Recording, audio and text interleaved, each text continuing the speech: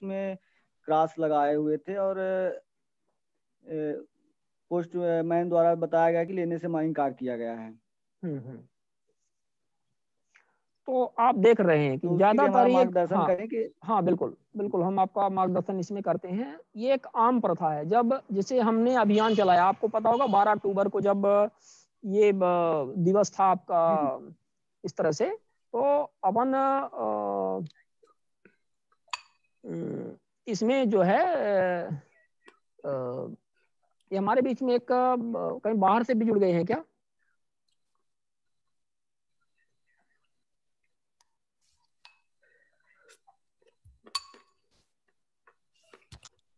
ये कहीं बाहर से भी लोग जुड़ जा रहे हैं क्या यहाँ पे? First, I know you turned my camera off. जी जी।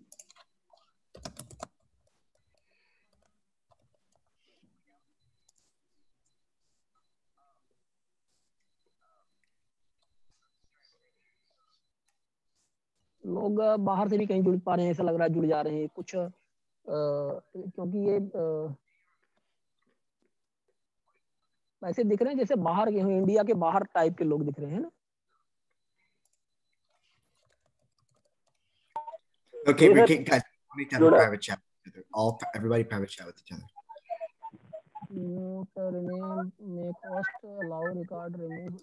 ठीक है, ठीक है, हमने इनको रिमूव कर दिया है। ठीक है, ओके। आप कह रहे थे कि क्या प्रॉब्लम थी इसमें? आप जो बता रहे थे कि आपका आवेदन जो है उन्होंने रिटर्न कर दिया। एक आम प्रॉब्लम है इस तरह से जो अक्सर ये देखी जा रही है, और इसमें सबसे बड़ी बात ये है कि सबको पता है 12 अक्टूबर जब आरटीआई दिवस था, आरटीआई दिवस पे जब हम लोगों ने इस मामले को एक स्तर पर ले जा करके अपने जो वर्कर्स हैं, मतलब एक्टिविस्ट हैं, इस तरह से कार्यकर्ता हैं, हमने उनको कहा कि आप ज्यादा से ज्यादा आरटीआई आवेदन लगाएं। तो जब ये मामला प्रारंभ हुआ आरटीआई आवेदन लगाने का, और इनको सबको पता चल गया कि ये सब इतने आवेदन आ रहे हैं, तो न केवल आपके पंचायत में बल्कि कई सारी पंचायतों में लोगों ने ये भैया कोई चैट बॉक्स में कुछ कह रहे हैं।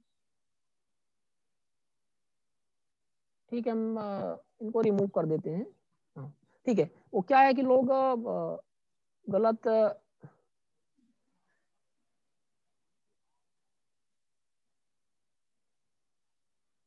ये पता नहीं कहाँ से आ जाते हैं। तो ठीक है, इसको अपन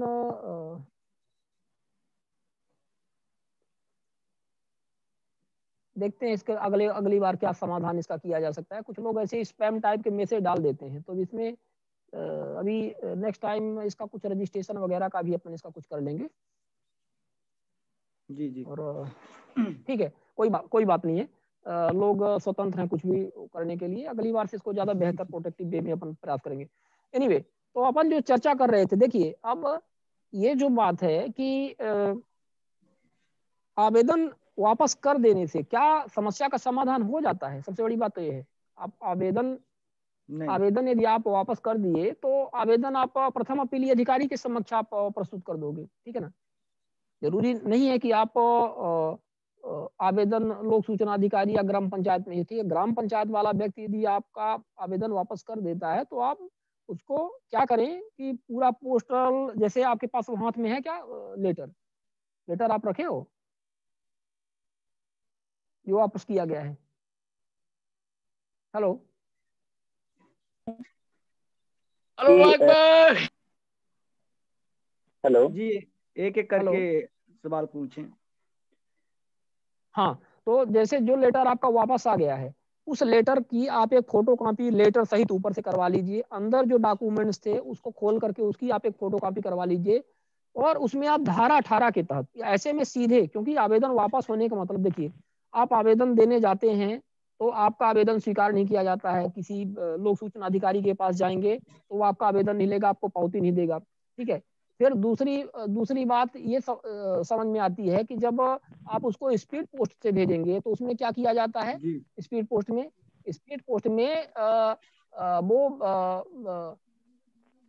आवेदन आपको वापस कर दिया जाता है, ठीक है ना। जी जी। वो आवेदन आपको वापस कर दिया जाता है। तो अभी अब ये सब समस्याएं हैं, तो अब इसके लिए क्या करोगे आप? धारा 18 की सीधे से इसमें शिकायत बनती है, ठीक है ना। इसमें धारा 18 की शिकायत बनती है, और धारा 18 के तहत आप उसमें सीधे शिकायत कर दें। शिकायत करने के बाद उसमें स्पष्ट तौर पर मेंशन कर दें कि हम आवेदन देने गए थे तो हमारा आवेदन स्वीकार नहीं किया गया, फिर हमने स्पीड पोस्ट से भेजा संबंधित लोक सूचना अधिकारी को, तो लोक सूचना अधिकारी ने हमारा आवेदन वापस कर दिया। और अब जब बात आ रही है कि अब हम इसमें क्या करें, तो हमारे पास कोई ऑप्शन दूसरा नहीं बचता है। हम मजबूर हैं, बाध्य हैं इस बात के लिए कि हम सिर्फ अपना जो ये आवेदन है वो धारा 18 की शिकायत के माध्यम से हम आयोग के समक्ष प्रस्तुत करें। तो आप धारा 18 के तहत उसकी एक कॉपी भेज दें, और साथ में एक काम और कर दें, क्योंकि सामने वाले की रिस्पॉन्सिबिलिटी पूरी हो गई, उसने आपका आवेदन स्वीकार नहीं किया, वापस कर दिया पोस्ट वाला, तो अब आप सीधे इसमें प्रथम अपील पे जा सकते हैं। अब आप सीधे प्रथम अपीली अधिकारी को अपना जो भी संबंधित फी आप लगा करके, फी दे करके आप उसको क्या करें कि आप प्रथम अपीली अधिकारी को वो जानकारी आप एक प्रथम अपील बना करके, जिस तरह से हमने पिछला फॉर्मेट में बताया था, तो प्रथम अपील आप बना करके आप उसको वो कर दें, ठीक है ना। इस तरह से होगा। इसी तरह में मैं कुछ कहना चाहता हूँ। हाँ बताएं। सर क्या ऐसा नहीं हो सकता कि नॉर्मल आरटीआई जो अपन लगाते हैं तो सीधे धारा 6(2) के तहत जो सचिव होता है या फिर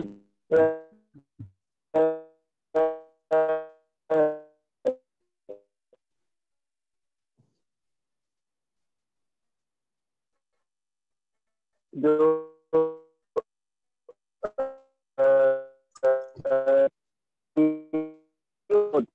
आवाज सीनियर अधिकारी के पास सीधे भेज दिया जाए तो आपकी आवाज मैं नहीं सुन पाया हूँ, क्योंकि शायद मेरे नेटवर्क में प्रॉब्लम रही हो या कि आपके नेटवर्क में। शायद मैं मानता हूँ कि मेरे नेटवर्क में प्रॉब्लम। एक बार फिर रिपीट करिए। मैं कहता हूँ अपन के तहत जो पीआईओ होता है उसके सीनियर अधिकारी को सीधे आरटीआई नहीं लगा सकते, ताकि वो अपने जूनियर अधिकारी से सीधे ये उसको दबाव बना सके कि हाँ आप ये जानकारी दे दें। 6(2) के तहत किसको आरटीआई नहीं लगा सकते? सर जो पीआईओ का सीनियर होता है, क्या ऐसा कोई नहीं, आरटीआई में आरटीआई देखिए, आरटीआई थोड़ा सा क्लियर यदि कर लें तो, या कोई एडवोकेट। हेलो, हाँ आपकी आवाज फिर प्रॉब्लम हो गई थी, हमारे लगता है कुछ नेटवर्क की प्रॉब्लम है। मैं समझ गया। देखिए आरटीआई में जो आवेदन है, आरटीआई का आवेदन आप धारा 6(1) के तहत ही देते हैं। उसमें 6(3) का मेंशन आप कर देते हैं कि मतलब यदि जानकारी उस कार्यालय से संबंधित ना हो तो वो 6(3) के अंतर्गत उसको अंतरित कर दे। ये तो अपन कर सकते हैं, लेकिन और इसमें उसके सहायक को या उसके उच्चाधिकारी को हमारे पास लोक सूचना कानून के अंतर्गत जो लोक सूचना का अधिकार कानून है, आरटीआई का कानून, हम कर सकते हैं। मतलब आवेदक के पास ये रहता है कि उसके जो वरिष्ठ अधिकारी है, वरिष्ठ अधिकारी को सूचित कर सकता है, कंप्लेन कर सकता है उसकी, लेकिन वो जानकारी दिलवा पाएंगे, मतलब इसका अधिकार उनके पास है कि नहीं है, ये क्वेश्चन के दायरे में है। इनफैक्ट आपने देखा कि प्रथम अपीली अधिकारी ही मतलब एक वरिष्ठ अधिकारी होने के नाते वो उसको जानकारी दिलवाना चाहिए।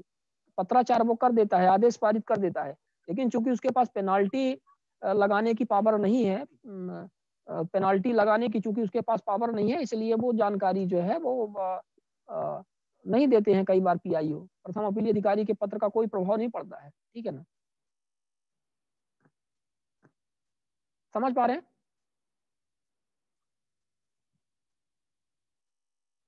Hello,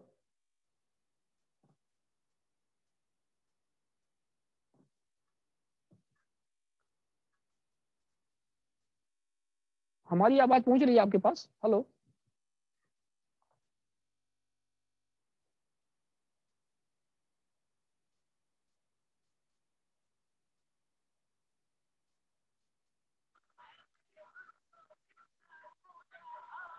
hello, hello. हाँ थोड़ा सा नेटवर्क की प्रॉब्लम फिर हो गई थी मेरी। मैं ये जो एक्सप्लेन किया उसको आप समझ पाए क्या? कहाँ तक आप समझ पाए कि मतलब हाँ, अपन का ये कहना है, कानून ये कहता है कि आप लोक सूचना अधिकारी के बाद सीधे कहाँ जाएंगे? प्रथम अपील अधिकारी के पास जाएंगे। प्रथम अपील अधिकारी नहीं सुनता है तो आप आयोग के पास जाएंगे। लेकिन जी, जी। लोक सूचना अधिकार में ये कॉन्सेप्ट नहीं है कि किसी एक दूसरे अधिकारी को अपन लिखें उसके बारे में, तो वो जानकारी नहीं डाल पाएगा। हाँ, हम ये करते हैं, यदि एक सेक्रेटरी यदि कोई जानकारी नहीं दे रहा है या जनपद जानकारी नहीं दे रहा है, तो हम उसको क्या करते हैं अपन लोग कि संबंधित उच्चाधिकारी को, सीईओ जिला को लिखते हैं, या कि कलेक्टर को लिखते हैं, या कि संभागायुक्त को अपन लोग लिखते हैं। लेकिन इसका उनके पास जानकारी दिलवा पाए, या कि उनके पास कोई ऐसी अथॉरिटी है वो एनालाइज कर पाए, इसका एक हमेशा ही क्वेश्चन के दायरे में रहता है। वो ठीक है कि मतलब वरिष्ठ अधिकारी हैं तो वरिष्ठ अधिकारी बोलेंगे कि हम तुम्हारे ऊपर कार्यवाही करेंगे, तुम कोई भी कानून या लोक सेवा गारंटी अधिनियम या सेवा शर्तों का सही पालन नहीं कर रहे हो, काम नहीं कर रहे हो, ये सब चीजें अलग है। लेकिन जो पावर की बात आती है वो सिर्फ सूचना आयोग के पास ही होती है आरटीआई कानून में। इसीलिए आप देख रहे हैं कि मतलब सूचना आयोग सिर्फ प्रोज एंड कॉन्स जो इनका देखते हैं और सीधे वो कर देते हैं इसमें, ठीक है ना। देखो लाला, हेलो, देखिए आप लोगों जी की हाँ सर, आवाज अब जो है वो ये 5 वाले बाबू जी, और लोग सभी लोग म्यूट करके रखें। जिनको सवाल नहीं, अपने प्रश्न नहीं रखने हैं तो कृपया अपना माइक म्यूट करके रखें। और नीरज जी क्या हाल चाल है? नीरज पांडे जी म्यूट किए आपकी हैं आवाज है नीरज जी। अनम्यूट करिए। बढ़िया है सर, प्रणाम। प्रणाम। कहाँ तक आरटीआई का आपका पहुंचा मामला?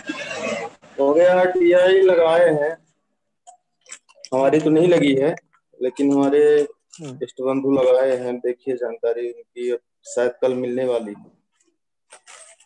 नहीं तो आप ज्यादा जानकारी के लिए आप लोग इंतजार ना किया करिए, आप अपील तो कर रहे हैं ना। कितनी अपीलें आपकी आयोग तक पहुंच पाई हैं? हाँ, अपील हुई है, अपील हुई है। धीरेन्द्र को पता है। हाँ, धीरेन्द्र को पता है। धीरेन्द्र, अपनी कितनी अपीलें हैं अभी आयोग में इस समय? आयोग में अभी जो है तो 2 अपील है भैया। उम्मीद नहीं है, पी है, छोटी पी है ना कि मात्रा तड़की है और अब 2 अपीलें सिर्फ आयोग में हुई हैं। जी। और अन्य जो भी आरटीआई लगी थी उनका भी समय जब पूरा हो जाए तो प्रथम अपील करने के बाद आप उनकी द्वितीय अपील आयोग में कर दो। जी जी भैया, ज्यादा इंतजार नहीं करना है। मतलब इनके बहकावे में, अपन को बहकावे में इनके नहीं आना है कि जानकारी मिल रही है, आज मिल जाएगी, कल मिल जाएगी, इस तरह से, है ना। जी जी। हाँ, और शिकायत भी की हुई है धारा 18 की। हाँ नहीं ठीक है। धारा 18 की शिकायत आपने कब करी थी? साथ में ही की थी भैया। हाँ, तो उसको एक बार फिर रिमाइंड कर दीजिएगा एक ईमेल उनको लिख करके आज कल तक में। जी जी भैया। हाँ, ताकि उसमें सुनवाई हो जाए। और अशोक गोयल जी नमस्कार। दिल्ली से अशोक गोयल जी हैं, नमस्कार जी।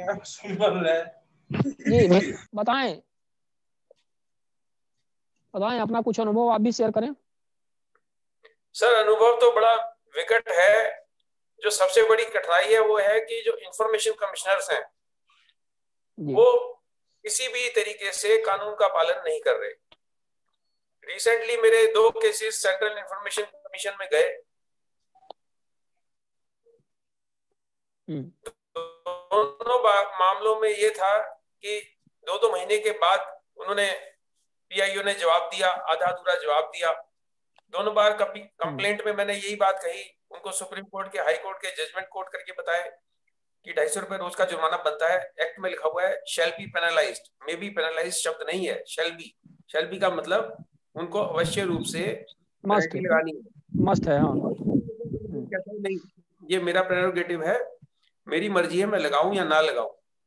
उनसे मैंने निवेदन किया, सर इस पर हाई कोर्ट के जजमेंट है, पंजाब हरियाणा हाई कोर्ट का है, दिल्ली हाई कोर्ट का है, ये आपका प्रेरोगेटिव नहीं है, नियम है और आरटीआई एक्ट का आपको पालन करना है। वो कहते हैं मैंने अपना निर्णय पास कर दिया, आप सेटिस्फाई नहीं है, हाई कोर्ट चले जाइए। तो ये बड़ा विकट मामला है। सेकंड अपील की बारी या कंप्लेंट पे सुनवाई की बारी मेरी हर बार 2 साल में आई है। 2 साल के बाद आयोग बात सुनने को राजी नहीं है। आधी अधूरी वो जानकारी दे रहे हैं, उस आधी अधूरी जानकारी से वो कहता है आई एम सेटिस्फाइड। तो ये एक बड़ा विकट मामला है जिसका मेरे को कोई हल सुझाई नहीं देता। मैं सभी विद्वानों से बात पूछ चुका हूँ कि भाई इसका क्या हल है, तो सभी लोगों ने ये राय दी आप हाई कोर्ट चले जाओ। अब मैं दिहाड़ी मजदूर आदमी 10 रुपए की एप्लीकेशन तो लगा सकता हूँ, चिट्ठी पत्री का खर्चा कर सकता हूँ, लेकिन हाई कोर्ट जाके सारा समय लगा के वकीलों की फीस देके, ये एक बड़ा विकट मामला है जो मेरे को हल नहीं सुझाई देता। अब मैं सोच रहा हूँ कि ये जो दोनों प्रकरण मेरे भी हुए हैं CIC के, उसकी पूरी विस्तार से जानकारी देके एक वीडियो बनाता हूँ जिसमें मेरी RTA एप्लीकेशन क्या थी, प्रथम अपील क्या थी, सेकंड अपील या कंप्लेंट में मैंने क्या बात कही, कौन कौन से जजमेंट साइट करे और उनके इंफॉर्मेशन कमिश्नर साहब कौन थे, उसकी पूरी विस्तार से जानकारी देके इसका एक वीडियो बनाता हूँ लंबा चौड़ा 10-15 मिनट का, और वो सारा वीडियो सारे उच्चाधिकारियों को, DOPT को, मिनिस्टर को भेजने का प्रयास करता हूँ। इस पे मैं सोच रहा हूँ, मैं आपसे चाहूंगा कि आप इस पे टिप्पणी करें कि ये उचित रहेगा कि नहीं रहेगा। जी बिल्कुल, इसमें टिप्पणी करेंगे। जयपाल सिंह जी, क्या आप बाहर जा रहे हैं? कोई बात नहीं, आप अगली बार जुड़िएगा। आपका एक मैसेज प्राप्त हुआ है बॉक्स में। अशोक गोयल जी, स्थिति काफी गंभीर है और सभी जो सूचना आयोग हैं लगभग सभी की स्थिति एक ही जैसी है। कुछ व्यक्ति विशेष को आप छोड़ दीजिए, कोई व्यक्ति विशेष यदि ऐसे हैं कि जैसे वर्तमान में अपन बात करते हैं मध्य प्रदेश राज्य सूचना आयोग की ही बात करते हैं, तो माननीय श्री राहुल सिंह सर का कार्य आप सब देख रहे हैं, हम सब देख रहे हैं, ठीक है। उनके कार्यों को यदि अपन हटा दें, साइड में कर दें, तो बाकी लगभग हर जगह से कंप्लेनें आती हैं।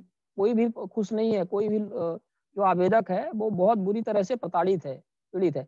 आपने एक बात कही है कि हम दिहाड़ी मजदूर हैं, किसान हैं, सही बात है, हम उसी तरह से हैं और हम 10 रुपए इकट्ठा करके किसी तरह से एक RTI तो लगा सकते हैं और जानकारी प्राप्त करने का प्रयास कर सकते हैं, लेकिन हम यदि एक बार अपील की भी बात आती है कि 50 रुपए का लगा के फिर 2 महीने इंतजार करना है अपील के लिए, प्रथम अपील, फिर द्वितीय अपील में जाना है, आयोग के पास ही जाना है यदि, और 100 रुपए लगा करके और 3 महीने 6 महीने वहां इंतजार करना है, तो बड़ी बात हो जाती है। हमारे दिमाग में ये सब चीजें इतना कैलकुलेशंस नहीं रहता है कि हम आवेदन लगाकर फिर उसको फॉलो करें। हमें आज के बाद कल की चिंता रहती है ज्यादा से ज्यादा, इस तरह से। सही बात है, ज्यादातर भारत की स्थिति यही है, ठीक है। अब उसमें से यदि कोई व्यक्ति ठान लिया, हमारे आप जैसे यदि कोई व्यक्ति ठान लिया कि नहीं, हमें तो बस RTI कानून के पीछे ही पड़ना है और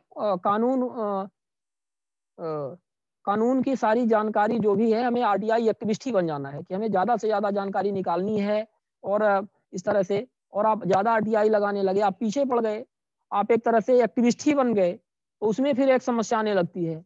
अभी आयोग भी कहेगा कल कि यार इतने एक्टिविस्ट कहाँ से आ गए, ये इतने आवेदन क्यों आ रहे हैं। आयोग के पास एक ये समस्या रहती है, ठीक है। लोग जिनके यहाँ आप आवेदन लगा रहे हो, एक का जानकारी नहीं दिया, आपने 10 आवेदन लगा दिए, वो आपको बोलेंगे कि नहीं ये तो साहब ये ऐसा है वैसा है, ये तो हमें परेशान, कानून का पालन कराना है, जैसे लॉ एनफोर्सिंग एजेंसीज होती है। मैं क्षमा चाहूंगा, मेरा नेटवर्क फिर से कुछ ना कुछ प्रॉब्लम रहता है, नेटवर्क की आजकल चल रहा है, तो आप बीच में, हाँ बिल्कुल बीच में कट गया था क्योंकि नेटवर्क की प्रॉब्लम मैंने आपको बताया। यहाँ पे आजकल कुछ इशू आ रहा है, उसको अपन रिजॉल्व करेंगे अगले कार्यक्रमों में, कई बार ये हो चुका है। तो अपन जो बात कर रहे थे गोयल जी कि व्यक्ति एक्टिविस्ट फिर बनने पे मजबूर हो जाता है। जैसे आप 2 बार 4 बार आप सामान्य व्यक्ति हैं, फिर आप क्या किए कि आप बार बार आपको एक लग गया कि भाई जानकारी हमें लेना ही है, तो फिर आप RTI आवेदन, तो उसमें आयोग को और सब लोगों को परेशानियां विभागों को होने लगती हैं। तो उसमें भी कि आम व्यक्ति का आवेदन नहीं आ रहा है, फिर वो लोग बोलेंगे आम व्यक्ति का आवेदन एक्सेप्ट करो, एक्टिविस्टों का आवेदन, या इस तरह से किसी को ब्लैकमेलर बोलने लगे, किसी अरे 100 आवेदन लगाता है, वो 10,000 आवेदन लगाता है। मैं बार बार एक ही चीज कहता हूँ आयोग के समक्ष और सबके साथ, एक ही बात मैं कहता हूँ कि भाई ये कोई आवेदन 1000 लगा रहा है तो उसकी कैपेबिलिटी है ना, लगाने दो उसको आवेदन। धारा 4 के अंतर्गत आपने जानकारी साझा क्यों नहीं करी पब्लिकली, आपने जानकारी धारा 4 के अंतर्गत क्यों साझा नहीं करी? क्यों आज ऐसी स्थिति निर्मित हो गई देश में कि RTI कानून बनने के 15-16 साल बाद RTI कानून बनने के बाद आज ये स्थिति क्यों है कि व्यक्ति को जानकारी उपलब्ध नहीं हो पा रही है? भाई ज्यादातर जानकारी आपको साझा करनी चाहिए पब्लिकली। जब आप पब्लिकली जानकारी साझा करेंगे तो लोगों को आवेदन लगाने की जरूरत नहीं पड़ेगी। तो इसका समाधान सरकार के पास है, लेकिन सरकार चूंकि वो समाधान ढूंढना नहीं चाहती है, सरकार उसमें कुछ करना नहीं चाहती है, इसलिए ये प्रॉब्लम हो रही है। ठीक है, और आम व्यक्ति इसमें से पेरा जा रहा है, परेशान हो रहा है। और कोई व्यक्ति यदि इस तरह से काम करने के लिए भी यदि आते हैं और कुछ करना चाह रहे हैं तो उनको भी एक तरह से परेशान किया जा रहा है। ये गैंग हो गई, एक तरह से माफिया हो गया है पूरा सिस्टम, जो सरकारी सिस्टम का और इनका तंत्र एक तरह से जो बन गया है, एक माफिया की तरह ये काम कर रहे हैं और लोगों को इस तरह से टारगेट कर रहे हैं। तो ये भी एक गलत बात है। तो समस्या इस बात की, इस समाधान इसका, इस सवाल का यही है जो आपने गोयल जी कहा कि व्यक्ति जा सकता है, आयोग नहीं सुन रहा है तो हाई कोर्ट के पास जा सकता है, सुप्रीम कोर्ट के पास जा सकता है। लेकिन वहां भी आप देख रहे हैं अभी कोरोना के टाइम से कितने प्रकरण सुने गए हैं, कोर्टों में ताला लगा हुआ है। कितनी दुखद बात है ये। तो कहाँ आपकी सुनवाई होगी? सवाल ये होता है कि उठता है कि सुनवाई आपकी कहाँ होगी? कहीं सुनवाई होने के तैयार नहीं है। और वहां भी केस लगाएंगे तो आम व्यक्ति के लिए वो नहीं है। 20,000 25,000 रुपए आप फीस दीजिए वकील साहब को, आपका केस दायर करेंगे, इसके बाद इंतजार करिए सालों साल आप एक प्रकरण के निपटान के लिए। तो ये काम सरकारों का होता है, सरकार की इच्छा शक्ति का होता है। सुशासन सरकार की व्यवस्था है, कोर्ट की व्यवस्था नहीं है। कोर्ट तो एक बात है कि कोई यदि ऐसा एक्सेप्शनल केसेस, हाँ एक्सेप्शनल केसेस यदि आपके पास आ गया है तो कोर्ट का मतलब ये होता है कि कोर्ट उस एक्सेप्शनल केस को डील करे, ये होता है कोर्ट। यदि हर चीज को आप सरकार के काम को, विभागों के काम को कोर्ट के ऊपर छोड़ देंगे तो देश का सत्यानाश हो जाएगा। और आज वही हो रहा है पूरे देश में। हमारे यदि एक कलेक्टर काम करना बंद कर दे, एक जिले का कलेक्टर काम कि इन लोगों को डिफेम करा जाए सोशल मीडिया पे, स्पष्ट रूप से बताया जाए कि फलाना प्रकरण था, फलाना सूचना आयुक्त था, फलानी एप्लीकेशन गई, फलानी कंप्लेंट गई, स्पष्ट रूप से 2.5 महीने 3 महीने बाद भी जवाब नहीं दिया। नियम ये कहता है, आरटीआई एक्ट की फलानी धारा ये कहती है कि इसके ऊपर जुर्माना किया जाए।